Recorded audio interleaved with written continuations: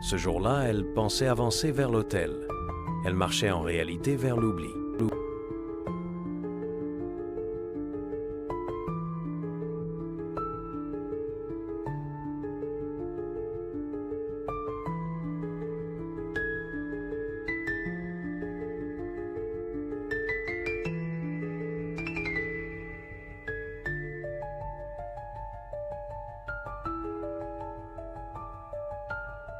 Vous savez, cette affaire commence comme une belle histoire. Une vraie belle histoire. À Kinshasa, dans une grande ville, où la vie pulse, où tout le monde se connaît, il y a un quartier où la rumeur court plus vite que les motos. Et dans ce quartier, il y a une jeune femme. Elle s'appelle Malia, jeune, belle, fine, toujours impeccable. Elle a ce regard qu'on ne peut pas ignorer, cette manière de sourire comme si elle savait déjà comment finissait l'histoire.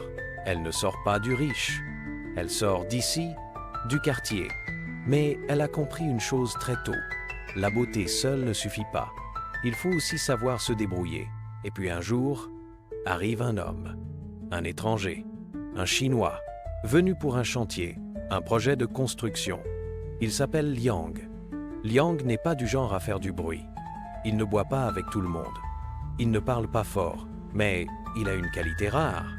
Il écoute. Et surtout, quand il promet quelque chose, il tient parole. Et quand Liang croise Malia, c'est comme une électrocution. Non pas un coup de foudre ordinaire, c'est plus fort que ça, c'est une obsession. Il décide, et vous allez comprendre pourquoi c'est important, il décide qu'il veut la posséder. Pas aimer, pas courtiser, posséder. Alors il fait ce que font certains hommes quand ils sont pris dans ce vertige. Il donne, il paye les coiffures, il achète les vêtements, il offre les bijoux. Et puis un jour, il lui donne ça. Une voiture 4x4, neuve, flambant neuve. Dans le quartier, c'est la première fois qu'on voit ça. À partir de ce jour, Malia ne marche plus. Elle roule. Le quartier parle. Bien sûr qu'il parle. On dit, elle a trouvé l'Eldorado. Mais ce qu'on ne dit pas, c'est que la chance parfois a un prix très lourd. Parce que Liang, lui, a une idée fixe. Si je lui donne tout, elle m'appartiendra. Et c'est précisément là que naît le danger. Vous allez voir, Malia n'est pas amoureuse comme Liang l'est. Elle aime le confort, l'attention, le statut. Elle aime cette vie nouvelle où elle n'est plus la fille du marché, mais celle qui roule. Sauf que, il y a un problème. Dans ce même quartier, il existe un autre homme. Appelons-le Junior. Junior n'est pas riche. Il n'est pas élégant. Il n'a pas de voiture. Mais il existe depuis longtemps dans la vie de Malia. Et c'est là que commence l'histoire dangereuse. Parce que Malia mène deux vies. La vie officielle, bijoux, voiture, promesses, respectabilité. La vie cachée, message effacé, rendez-vous rapide, silence. Pour elle, c'est peu être un jeu. Pour Junior, c'est peu être une revanche. Pour Liang, c'est une bombe à retardement. Pendant ce temps, Liang construit un rêve. Il imagine une vie, une famille, une femme qui lui appartient. Il ne sait rien. Ou plutôt, il ne sait rien jusqu'au moment où il sait. Et c'est important, parce que dans cette affaire, c'est le moment où l'idée fixe devient impulsive. Les mois passent. Et puis, un jour, Liang propose « Je veux t'épouser. Je veux officialiser. Je veux une famille. » Et Malia dit « Oui. » Pourquoi? Parce qu'elle croit pouvoir gérer les deux mondes. Parce qu'elle pense que tout est sous contrôle. Parce qu'elle ne voit pas le précipice. La date est fixée. La famille s'organise. Les tissus sont commandés. Les photos sont prévues. Et dans ce quartier, le mariage devient un événement. Tout le monde en parle. Tout le monde sera invité. Tout le monde verra. Et c'est précisément cette exposition qui va précipiter la catastrophe. Le jour J arrive. C'est un mercredi, chaud, humide, comme tous les jours dans cette ville. Mais ce mercredi-là, le quartier bouge différemment. Les préparatifs commencent à l'aube. Les familles s'agitent. Les femmes se font coiffer. Les hommes mettent leurs habits de fête.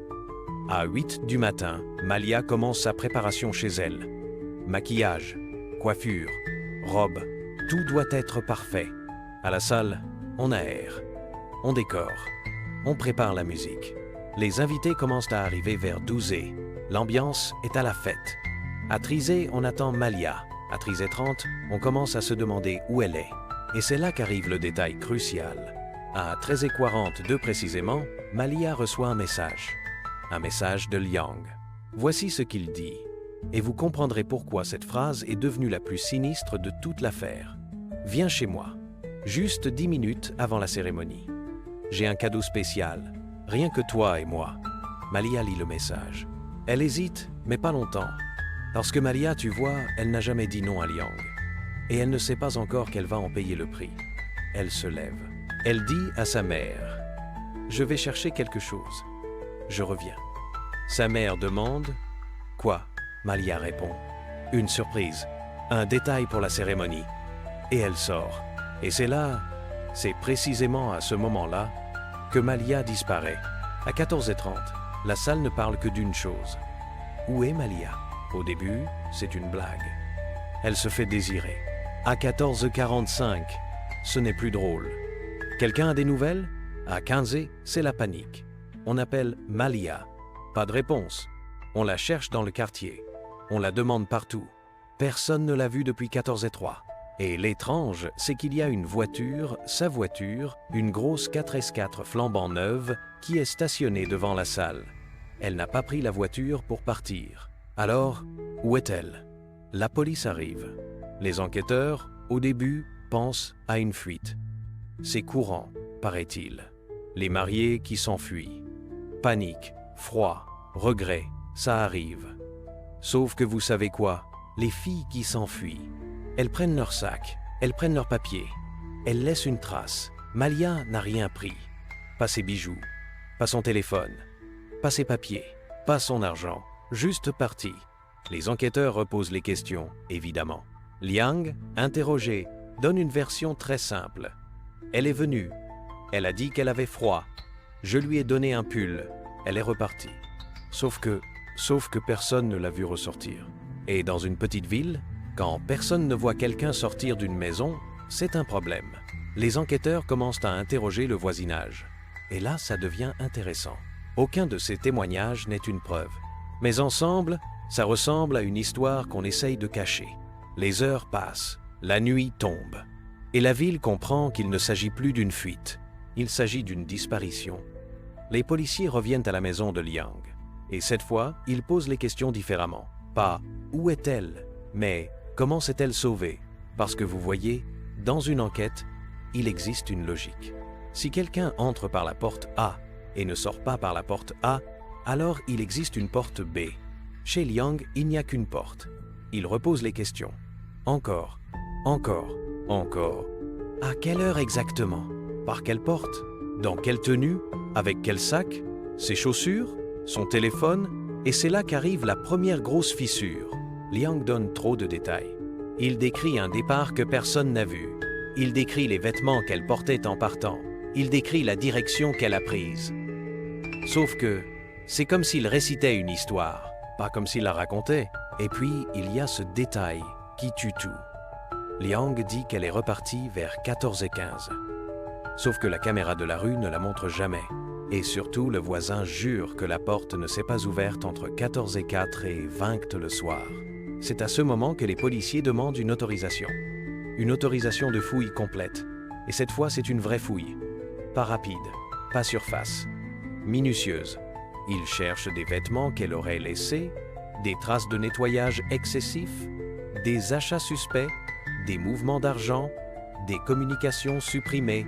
Et c'est précisément à ce moment de la fouille que les policiers découvrent des éléments qu'on ne peut plus ignorer.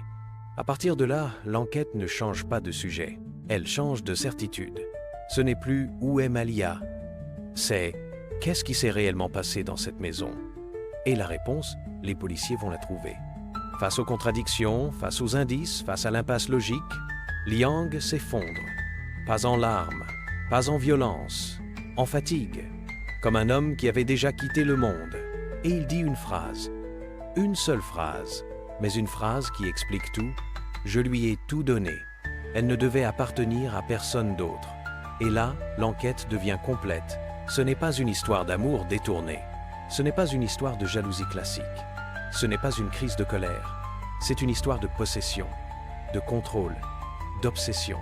Liang n'a jamais aimé Malia. Il l'a achetée. Et quand il a découvert que ce qu'on achète peut se donner à d'autres, il a cru devoir reprendre le contrôle. Définitivement. L'affaire choque la ville. Parce que tout le monde se reconnaît dans un morceau de l'histoire. L'argent facile, la double vie, la tentation, l'idée qu'on peut jouer avec les sentiments sans conséquence. Les enquêteurs, eux, concluent sur une réalité simple. On peut tromper un homme, on peut le blesser, on peut lui briser le cœur, mais on ne sait jamais ce que cette trahison va réveiller en lui. Il y a des amours qui blessent, et il y a des amours qui transforment un cœur en endroit dangereux, parce que la possession n'est jamais de l'amour, c'est juste une prison. Et le jour où le prisonnier comprend qu'il a payé pour une cage, c'est le jour où la cage devient un tombeau. Vous savez, dans la vie, il y a une leçon que peu apprennent trop tard. La possession n'est pas l'amour. Et quand un homme confond l'une avec l'autre, le prix peut être l'irréparable.